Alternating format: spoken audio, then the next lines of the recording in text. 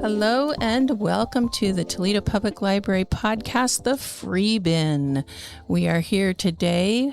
I'm Cindy. I'm Harrison. And in the background, you can hear our 3D printer.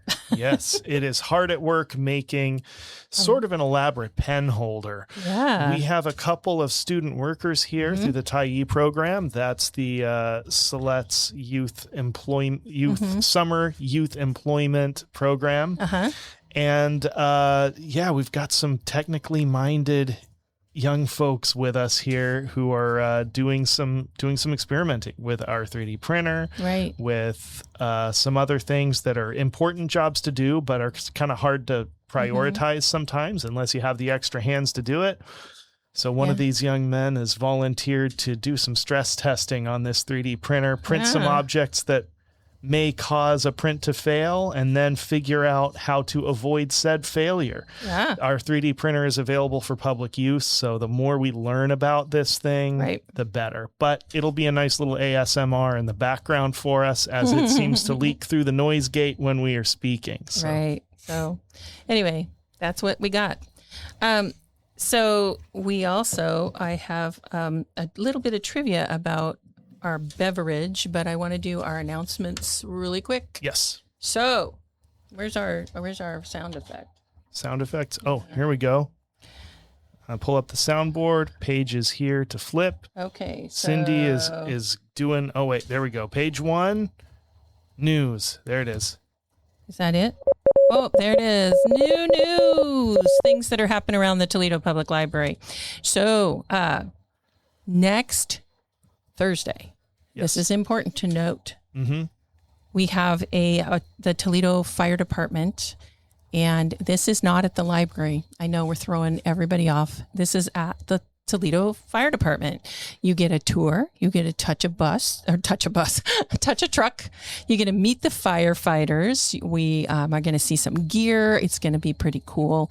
And you can see what the fire department, what they do and where they park stuff and how they work things. And if it's a hot day, you might even get the hoses, but we're not promising that. That's up to them. And then prior to that, on the Wednesday before it's story time, our wonderful firefighter Amanda is coming to read books and to talk to our storytime kids about the fire department. So she's going to read some fireman related books. So join us for that. That's the 22nd, July 22nd at 10:30, and the fire department tour at the Toledo Fire Department, which is on Burgess Road by the bus depot thing where all the school buses park. That is at that spot at 10:30 a.m. at the Toledo Fire Department. Don't forget too, then on Saturday, boy, next week is a busy week because the 22nd's got something, 23rd's got something, the 25th, Saturday at 2:00 is the next Story Trackers meeting. Story Trackers, you can join the den. You can earn your badges. I got to fill out my badge things. I got to fill out my forms. Oh, yeah. Because I have read the first 3 books in a series and intend to read the rest of the series, which has like 20 books. And I have finished 2 series, and I'm waiting now for the newest ones to come out. Yeah. If you're a participant in that program or would like to be, make sure you notify us if you've read a book, watched a movie, played a game, finished a story. Yeah. You don't have to do anything super formal. Just come let us know so we can put it down in our ledger of completed stories and give you a badge at the next meeting. And I don't think I'm going to hit my 100 books by then, but I might if I have a slow weekend. I'm working on hit one. 100 books in a year. 100 books in a year. Okay. That's quite a pace. But I've seen lots of people do it. A lot of people do it. And that's how I finished all those series, as I finished them all off. So today we have a special drink. It was donated by my son, who bought a 12-pack. And if you notice, you can't see it, but these are bigger cans. So the cans are now, this is 16 fluid ounces, but they're like taller and skinnier than the regular cans. And this is, I bet you can guess, and Harrison can because he's looking at the can, but I'm going to give you a second to guess. This particular soda has 80 known guaranteed affiliate types. Okay, it's got the same name, but it's all got sub names. So 80 different varieties of this soda. There are 80? There are 80. I looked it up. There are 80, and I'm going to give you like 3 seconds. It's Mountain Dew. And is that current production 80 or throughout time of all the limited editions? Let me look. That's a lot. Because these guys come out with special stuff, you know. So there's no official count, they say. Well, AI says. Right. Yeah, you'd need to dig past that. But basically it includes the permanent classics, which obviously is the Mountain Dew green can. And then the limited time offerings, which I believe this one that I brought today is limited time. And if it's as bad as I've been told, it may be really limited time. And then regional variants, which is true of everywhere. You know, you go to the South and you can get stuff out of Coke from Coke that you can't get anywhere else, right? And then, of course, they have the Baja Blast stuff, which started at Taco Bell, I think, was the first place that had Baja Blast. Now there's a bunch of different kinds of that, too. Yeah. And then it says it has restaurant exclusives that you can get Sweet Lightning. Sweet Lightning. Which is peach and honey is at KFC, and Dark Berry Bash can only be found at Applebee's. So I have not seen those on the menu anywhere. Peach honey. Peach honey might be good. That might be good. Yeah. I mean, I could see that in a tea. Right. Yeah. But, they make lots of peach teas. Yeah, Mountain Dew. I'd have to experience that myself. Yeah. So this is, it's kind of interesting because if you look at the can, it says, you remember the pizza is Little Caesars, and it's got a design with the Little Caesars guy. I was about to say that looks like the Little Caesars guy. Is this a Little Caesars flavor? It might be. I don't know. It didn't say that on the box. This is Mountain Dew Mango Rush, Mango Sweet Heat. All right. We'll see. I tried to sip at this at home, and it was warm, and it was not my favorite. It's a pale orange color. It's kind of honey colored to me, it's kind of mango-y-ish. It smells nice. It does. It smells mango-ish. But okay, ready? Right, let's see.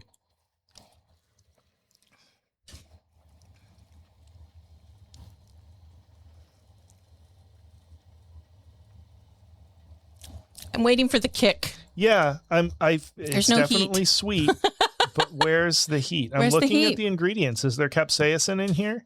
Well, there's carbonated water, fructose corn syrup, citric acid, natural and artificial flavor, gum arabic, sodium benzoate, caffeine, of course, but there's yellow dye, but nothing that would be give you a little bit of kick. No.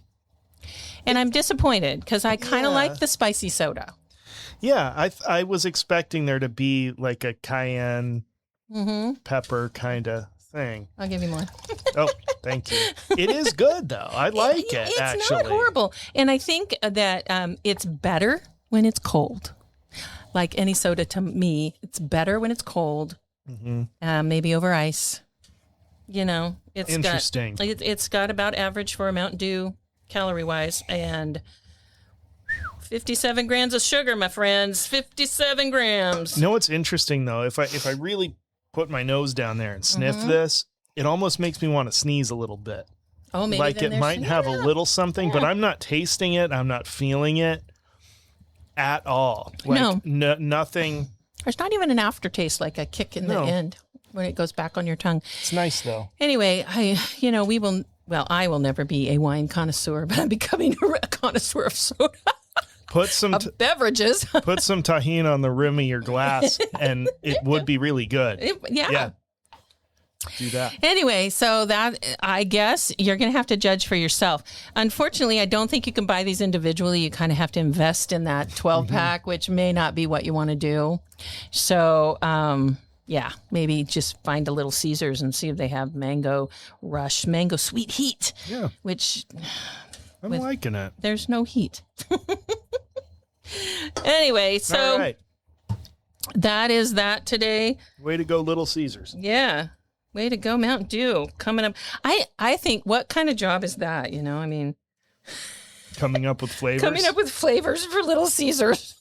Yeah, it's a whole industry. Yeah. So anyway, today's topic, Harrison and I were having a conversation where I mean, if you haven't been in the Toledo Library in a while, you really need to come in because changes have happened. Not drastic changes, but we've made some changes out on the floor as far as where things are. We got some really cool new shelving for all of our new books, which is cool because now we have room for all of our, we're still, with the amount of books that I'm still processing in the back, it is like there are new books, I would say, every day. Every other day, I am putting out new books, and I can working as fast as my little brain will work, but also as fast as the people who are processing for us can work, and that's a thing. So we have that, and then we moved our. We've done a lot with our audiobooks. If you have questions about audiobooks, please come talk to us because we've changed the way we purchase and that kind of thing, our audiobooks. So if you are an audiobook user, please come and talk to us. Tell us what books you want because now we're buying them individually instead of getting a constant, like, I want to say streaming service. That's not right. What am I trying to say? We're not getting standing orders. Yes, standing orders. We still are with our large prints, and that we'll always do that just because I don't want to curate books for large print. They do a good job. Yeah. But audiobooks, we're finding the use of them are going down because people are listening online. Mm-hmm. People are using Libby. People are using the Overdrive collection. Right. And that's great. We want you to do that. But it does mean that we have to do things differently. And another collection in our library that it means we have to do things differently because of streaming and listening online are our CDs. Mm-hmm. So Harrison and I were standing around talking, looking at our CD collection, which is limited because we don't get a lot of use, but we do have one or two people who come in and use it. I use it when I go on road trips because there's music I want to listen to, but I don't want to download. And so as we're looking at that and talking about it, that evening I went home and I swear your phone listens to you. Somebody listens to you in the internet world. And up popped an article that I sent to Harrison, and it's from Billboard magazine or Billboard Pro. It's their magazine, I think, online. Mm-hmm. And they were talking, it's in their business news. This is from July 15th, so just yesterday. And the headline on this was Luminate Midyear Report 2026, R&B hip hop falls, dance rises, and CDs surge 16% and more. Mm-hmm. Which I went, CDs? Who buys CDs anymore? And the article itself is actually very interesting in the fact that CDs are making a comeback, sort of. Mm-hmm. So I grew up, because I'm good 20-some years older than Harrison, mm-hmm. I grew up with 8-track tapes. And then it went to cassettes. And then it went to CDs. There was a short moment with Laserdiscs. Yeah. Short moment in time. There's a movie on there. Mm-hmm. And then, LPs. LPs were prior to 8-tracks. Mm-hmm. I grew up with actual records in my house. Actually, I grew up with my mother playing the piano at night. And then she'd put on a record, so we'd all go to bed, and then now we've got MP3s, and then, now we have streaming. You can get music anywhere you want, Spotify and Pandora and all of that, mm-hmm. which is a big change for those of us who were born in the 60s. And it's interesting to me that CDs, which we still have at my house and are part of our staple of of music listening that a lot of people don't even know what that is, Mm-hmm. And then you have a connection to CDs through your kids. Yeah. Which is I think the new trend that we're seeing. CDs have come back into our house, and a lot of what we're seeing is what now are classic albums. We're seeing, things that are from early 2000s, late 90s that have been reissued on CD or found used. Yeah. And it's fascinating. I like it because it's stuff I remember, so right. There is nostalgia for me in that, but my listening habits have changed so much that, you kind of forget about how it changes your pattern of listening too, because, we used to have a couple of big Rubbermaid totes full of CDs. Right. And I am ashamed to say we let those go. We donated those all to Goodwill and Pick of the Litter after we moved to Toledo, and we found that we no longer owned a CD player because we got a new used car that didn't have a CD player, and that was the last CD player we had. Yeah. And they were taking up a huge amount of space, and at that time we weren't really established, so I did not think to come by the library and let anyone pick, but we had some good stuff in there. I had imports. I had a lot of things you would not necessarily expect to find in a library's CD collection that I forever am kicking myself for not letting. Right. Before I worked here, not bringing it in for a pick over, but we've had no CDs since then. And, as I'm sure you did, I grew up with the album being the unit of consumption for music. You buy the album, you listen to the album while you read the liner notes for the album with the lyrics and the credits and the thank yous and the art and the photographs. Yeah. And I think I'll let you go first. What was the first album you ever bought? Any format. Any format. Wow. Or you can do CDs, because mine was a CD. I'm going to have to think. I actually, probably one of the first ones I owned, because I went to a Christian college, so I had a lot of Christian rock. Probably the first one I ever owned on my own that was signed. I had a boyfriend who played guitar in a Christian rock band when I was in college. That's probably it for that one, that kind. And I still have it. And it's not horrible music. It's classic Christian rock from the late 70s, early 80s. But it probably was Keith Green, who was who was a Christian rock star who has since passed away. But so I still have a lot of albums from that era that I just never got rid of. Oh, I know what it was. I'm sorry. It was the Partridge Family. Partridge Family. It was the Partridge Family and Bobby Sherman. Oh. I probably begged my mother for those. I probably wanted them for Christmas or something, because I was a huge Bobby Sherman fan, and Sean Cassidy. Bay City Rollers. Oh man, now all of the stuff's coming back. I never had CDs of those. Yeah. I had albums. Yeah. Yeah.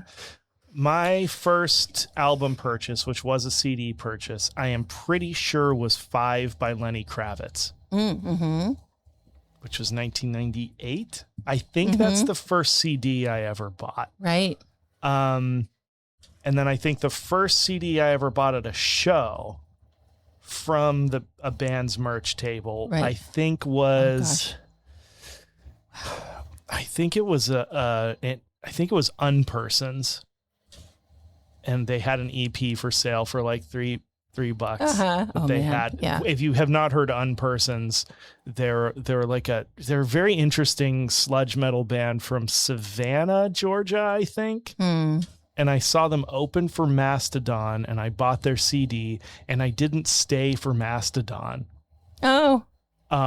Which again, this is going to be an episode of regrets for me. The Unpersons put on a great show, and then just something happened, and I don't remember, but I wandered off from the venue before Mastodon was playing, and I was like, I think I'll go, to Waffle House or something. And I don't remember what my justification was, but it was, I was a teenager. There's a bunch of stuff going on. We just right skipped off to somewhere else. Why did I do that? I don't know. Okay. It's funny because speaking of concert, I went to some concerts, but my first concert was in my freshman year. First, like not in a small venue, but like at the Coliseum was Journey. Oh, wow. And I was probably maybe second tier up from the stage, and it was a stage in the round, and it was Steve Perry, and it was, wow. I mean, I still can remember Don't Stop Believing, and I can still remember that, that voice and that excitement of being in that crowd, But I never bought their album, and I wish, I didn't even buy a T-shirt. I was broke college student. That makes a difference. But being there and having that experience, but I didn't really experience that in those big arenas until I was older, and had more disposable income. Yeah. But CDs, I think, as we're kind of moving back into that, we kind of went off on a rabbit trail there with concerts. Then when CDs came, they became so accessible. Yeah. But the appeal of them to me, like you said, the notes, the pictures, the credits, the lyrics, all of that, you don't see that on streaming. No. And I really miss that because I like to sing along. I mean, that's part of it. But. And when you're streaming music, a lot of times you're doing individual songs, or you've got an artist's entire catalog set to random. Right. And so when I find a band now, and I'm listening to them, it's not like 20 years ago, if I bought an album or I bought a band's discography on CD, I knew every song. Right. I knew what album it was on. I knew every track. And now I find a band I like, and I'll just hit play on streaming, and I'll be listening to them and enjoying them all all day long. But because the mode of listening is different, I won't necessarily know the name of a song or what album it's from if I'm just listening, because streaming kind of facilitates a more passive listening experience, which I'm not saying is bad, but it does feel strange if I've spent like a solid week listening to a band. Right. And then if someone were to ask me, do the classic jerk thing of like, we'll name 3 of their albums if you like them so much. I couldn't tell you. No. Because I'm just listening to them, and like occasionally I'll pop over and, turn my phone on so I can see what the song is and what album it's on so I can find it again. But yeah, it changes the way your brain engages with music. I think so. And I think what is missing too, what everybody who we all miss when we stream, is we're missing the continuity of an album. Mm-hmm. So every album, I feel like, I'm sure that the editor in this, or not the editor, what is it, the producer? Mm-hmm. I am sure that they, at some point in time, arranged the songs on an album to be in a certain flow and continuity. Usually the first track is something and that kind of thing. And that's what I think we miss when we stream, especially if you're like me who shuffles through something or has a playlist that you're hearing similar genres of music, but not the same artist. Mm-hmm. So that's what I miss, is those. And so now when I listen to albums, like I'll put something on and I'll listen to it and I'll go, oh yeah, I know what comes next. Yeah. And that's kind of fun. But anyway, this rise in CDs, you had talked about how you have those CDs now, but it's not really to listen to at your house.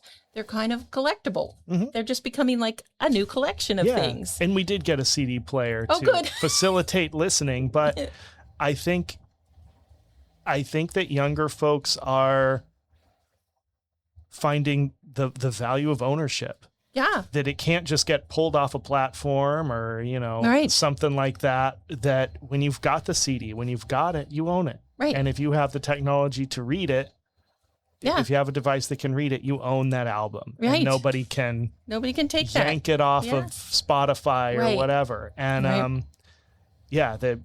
so it's cool to see it come back. Yeah. So I wanted to go back to the Billboard article.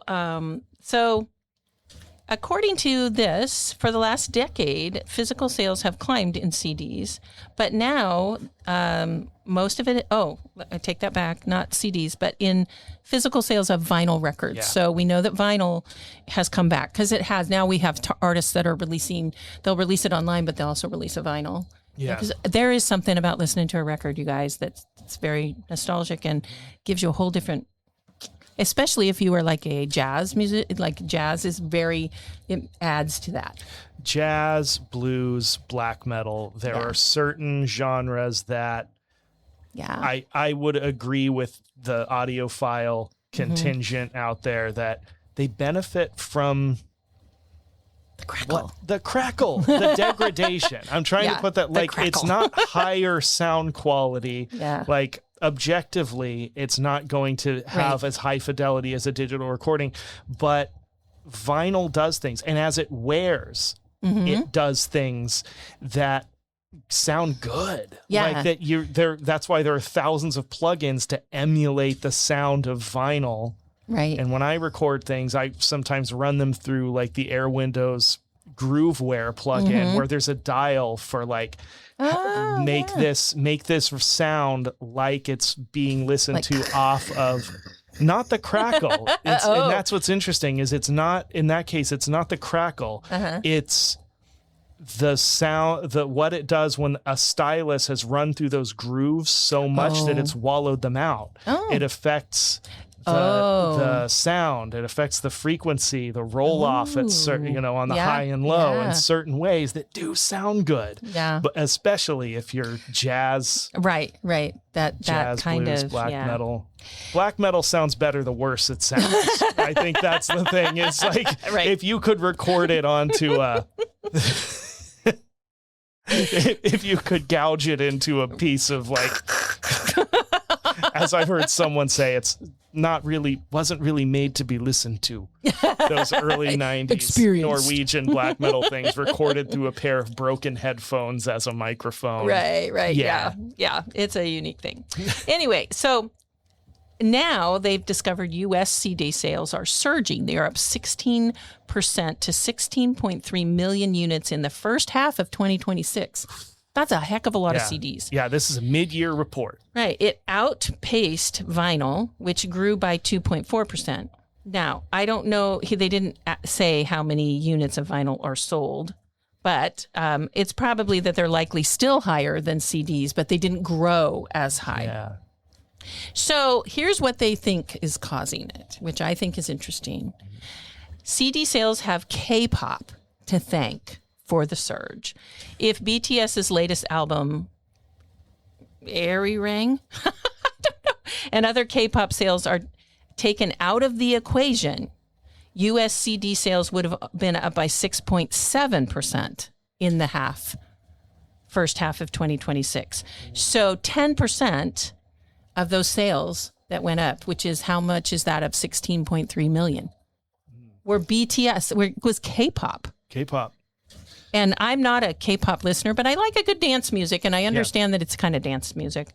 I don't know a wide spectrum of K-pop. I think I like Blackpink. If you were to tell me to pick my favorite K-pop group, yeah, I don't even know who that is, but I've heard of BTS. Of the like 5 that I know. Because they're the pretty boys. Yes, everyone knows you can't escape from BTS. So what they're saying, and this I think you found true in your house, is that CDs, that format is now an affordable collectible for younger fans. Yeah. So albums run, what, $30? And if you're doing vinyl, new vinyls, $45 for like a reissue. Right. Yeah. So you're talking, that's a chunk of change when you can get a CD for $10, $12. Yeah, that's definitely. Especially online, if you buy them off of if you buy online, not the streaming, but the actual CD. Yeah.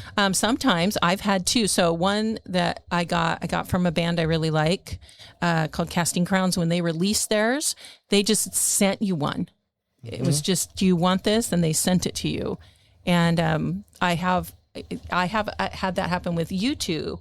They did their latest, I think it was a while ago, but one of the U2's releases, they just gave it away for free. Oh, are you talking about the one that they forced to download onto every iPhone in the world? No, I had to download my own. Oh, okay. It was just free. I remember that there being some sort of flap where like every iPhone user found that this U2 album had been like added to their library, whether they wanted it or not. I had to actually give them permission. Oh, because okay. then I edited it because there were songs on it I didn't like. Oh, okay. Which is, one of the advantages of streaming. If you don't like a song, you don't have to download it. Anyway, so what they're saying is the act of buying physical music is as much about aesthetic ownership and direct financial support for the artist as it is to listening to the music on the product itself. And I thought that's kind of interesting too. And that may be an indicator that, when was Napster? 90s? 80s? Yeah, I feel like late 90s. So Napster, it was like, let's just take the music, and not give the pennies that they get for, And it seems like, and this is, I think, the generosity of our Gen Zers, our young kids, is that they're like, no, they kind of deserve some, being able to support that musician in a way that's more tangible. I don't know. That's just my thought. Yeah. And I think with Napster, a lot of the concern was that, maybe artists were not the ones benefiting from that. Mm-hmm. And that conversation really got going with that. Right. And so I think that it has come back. People do want to support the people who are making things. I think that a lot of the conversation around that was that I recall was around whether or not those royal artists really are being fairly compensated to the point that it matters. But now I do feel like I'm seeing a lot more, like if someone finds that there's stuff on streaming, stuff that's available, because you can listen to just about anything now. Yeah, it does seem like folks are more going the extra mile to buy not just music, but merch. That's a big one too. If you go to a show, go to the merch table, pick up a T-shirt, pick up a hat, or something that will support them as directly as possible. Yeah. I think I go with you on that. I think too, and like they say in here, CDs are even more important as an aesthetic product, according to Luminate, which is where this report came from. Approximately half of Gen Z and millennials who have purchased CDs do not own a CD player. That's really fascinating. And to me, that's like, it's just become something like you would collect baseball cards, except you're collecting CDs, but you're not listening to them. Mm-hmm. So I'm willing to bet they listen to their music online. Yeah. But they own the CD. And I think there's some, like you said, ownership is kind of cool to own it. To have somebody say, oh, did you hear that song? Oh, I own that album. You should hear the rest of the album. It's really good. Yeah. And we'll get back to not owning a CD player and something that the library will be able to help you with. Oh. We will get back to that. Okay. They also say that U.S. English language songs declined in the first half of 2026, down from 88.1% in 25 to 87.1%, which ain't much. But as a streaming consumption continues to diversify, this year to date, nearly 1 in 10 streams in the U.S. are now in Spanish. Thank you, Bad Bunny. Mm-hmm. And thanks in part, like they said, thanks in part to a massive year for Puerto Rican superstar Bad Bunny. And then Korean language music also stays steady this year at a U.S. market share of 1.1%. Yeah. And that's, and this is where how paying attention to what the data is telling us and what this, where this is coming from and what this is, that decrease in the percentage doesn't mean people are listening to less English language music. It means that people are listening to more music in other languages that changes the percentage of one versus the other. And very often, I can speak for myself here, I have been listening to a lot more like Puerto Rican and Northern Mexican music as I'm adding things in there. And so it's an expansion that we're seeing in markets here. So Nortec, I was listening to some Nortec this morning. It's like techno norteño music that had a little moment in Tijuana like 20 years ago. And I just stumbled into it. And so I've had that rolling at my desk. It's kind of like, it's interesting. Yeah. So there is also a trend towards AI music, which I see Harrison's face. None of you do. It might be good. Which I don't really appreciate. I'm sorry. AI, I know, only takes information from human people. But apparently, it's still early days, they say, which in May of 2023 with ghostwriters Drake, deepfake Heart on My Sleeve. That's when it started, apparently, but it's starting to show, data's starting to show, according to Luminate, just check that out, make sure you know that, some of them are starting to stick. Some of the AI tunes are starting to stick. So the highest on-demand audio streaming song in the U.S. is Breaking Rust's country song Livin' on Borrowed Time, with 19 million streams domestically and 13.4 ex-U.S. outside of the U.S. the biggest AI-enabled track. So apparently there are AI tracks out there that you might not know or be aware of that are AI. This is the part of the article, and I don't know how true this is. I should circle back here to the fact that we are going by the article on Billboard.com, which is summarizing Luminate's report. The report is available for free, but you have to like sign up on Luminate for Luminate's newsletter, and I didn't feel like signing up for anything today. So we are using a secondary source here. I don't know if they dig down. And so it's worth your time to do that. Yeah. So like when they talk about Latin music, as Cindy was talking about, that's such a broad thing. I mean, I was just saying, like I was finding these like micro genres of stuff that's so broad. I feel like there's a lot of more granular detail you could get into there that would probably reveal a lot more than just saying Latin, because it's like, what does that mean? There are so many genres. But when it comes to this AI music section, it says, like, it names some of these AI tracks, and then it says Luminate's report states that 54% of U.S. musicians show, quote, positive feelings and acceptance towards Gen AI tools in music, end quote, compared to 35% for non-musicians. This makes me ask a number of questions. Yeah, that data does. Because that does not ring true for my experience of musicians or, you know, the general public. Because, like, if I know that, the 3D printer's done. We got a cup holder. You hear that? That's cool. Yeah. You'll have to come see it. It'll be on the desk. Yes. Because I have not seen any or heard from anyone who's making music either as a hobby or professionally who's enthusiastic about using AI. Generally, musicians like to create things and not push a button to get something out of a dispenser. So I don't, and this is just me talking from my own experience, but I wonder about how they collected this, because a lot of this is market data, right? A lot of this is sales, streams, that kind of like quantitative stuff. Where did they send out this survey? Who did they talk to? I'm wondering, because anytime you deal with a survey like this, you're dealing with some sampling error just in the fact that you're getting information from the type of person who answers a survey. Right. To begin with. And that alone is going to be a filter.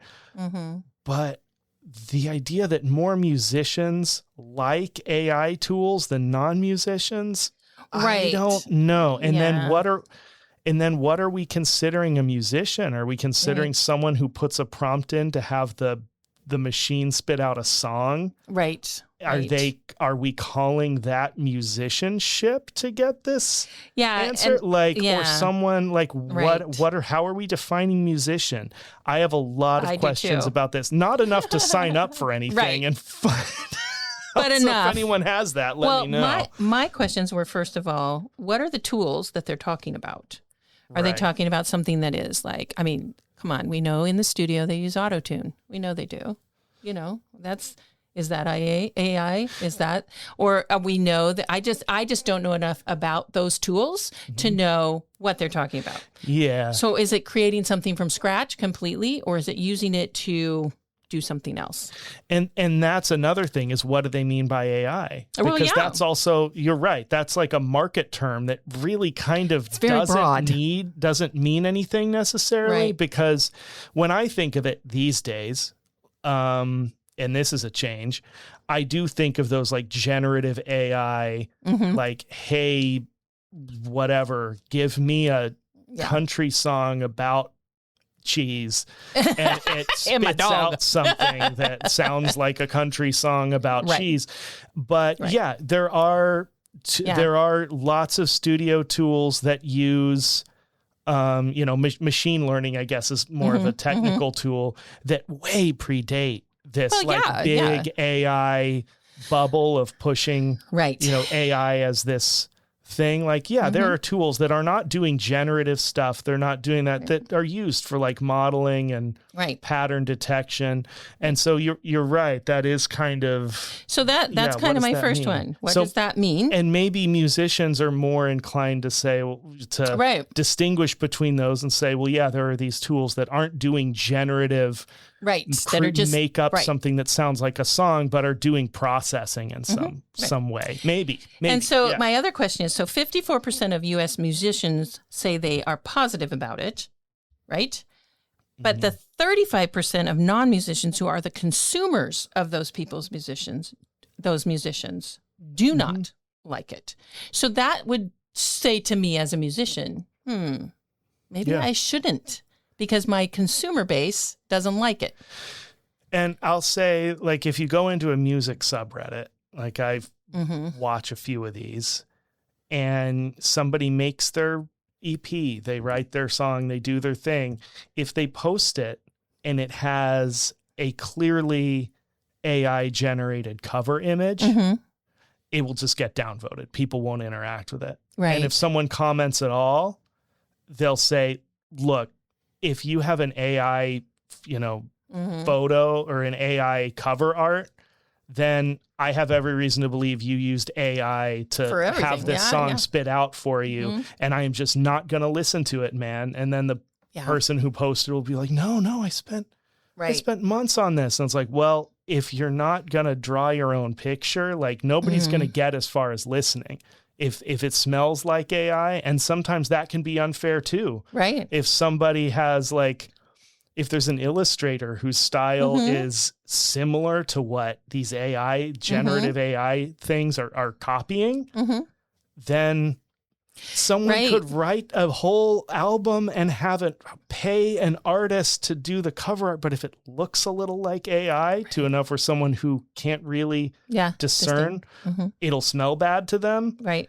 And that's it. Yeah, that's it. It becomes even, and that is another problem with it, is that now every artist out there has to go the extra mile, do screen recordings of themselves, tracking their album. Yeah. And I've seen that before, where someone will, in addition to writing and performing and mixing music, they've also got OBS running in the background so that when somebody says, hey guy, I've never heard of you, did you actually make this? They can say, here's me doing it. You can watch me do it. And that's a bummer too. It is, because it's really, I was thinking though, when you said that about AI covers, we had Sydney Swanson here, and you and I both assumed her covers on her books were AI generated. They were so good, but they're not. She did the artwork. She draws them herself. And we were like, oh, I felt really bad then. Mm-hmm.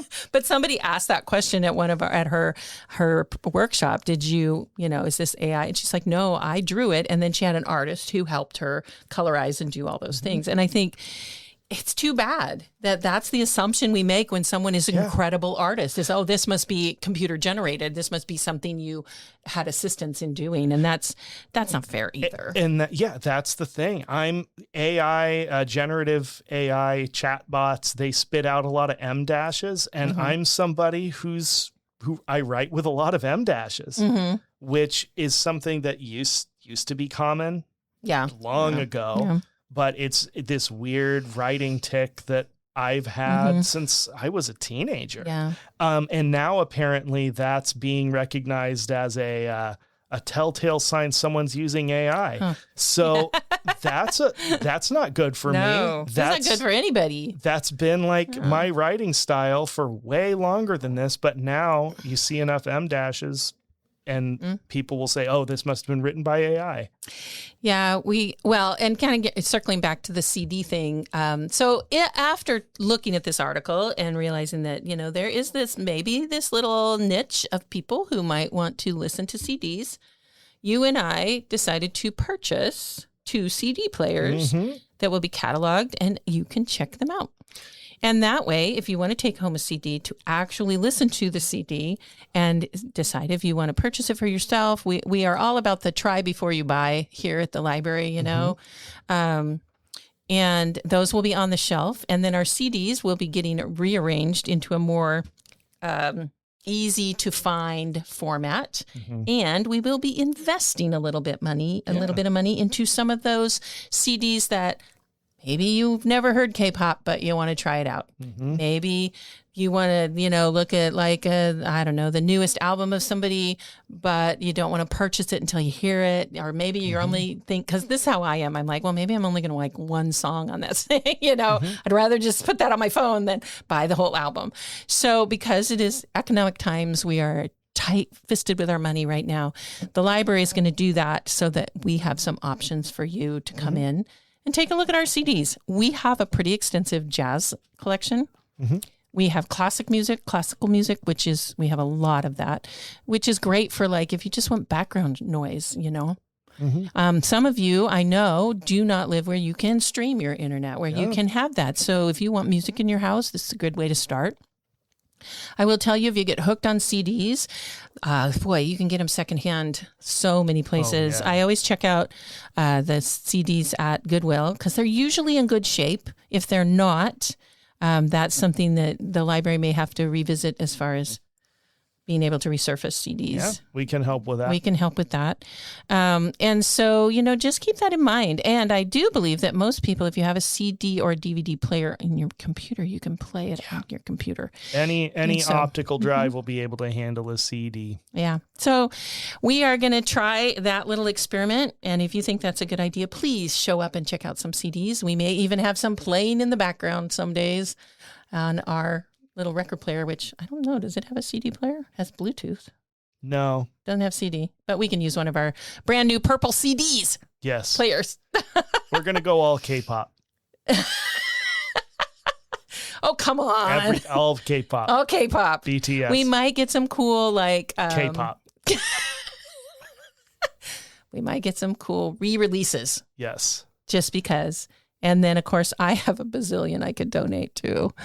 But anyway, so that's kind of fun. That's one new thing coming up in our library of things. So that's exciting. I did forget one announcement. Oh, yeah. On August 11th, there is a community conversation here at the library at 6 o'clock. It's I'm going to say Thursday night. It's a Thursday night. Oh, I can look on my phone. Oh, yeah. It is all about accessibility in the library. It's a Tuesday. Tuesday night. Okay, thank you. And we're just going to sit down. We're going to talk about the good things in the library that help people find what they need to find. We're going to talk about accessibility, what we're missing, because, Harrison and I can't think of everything. We have blind spots. And if you have trouble with mobility or with hearing or any of the, anything like that, we are here to be a resource to the community. So we want to improve how we do that. And because of a very generous grant from the American Library Association through their round 4 grant process, we have now some money to spend on that.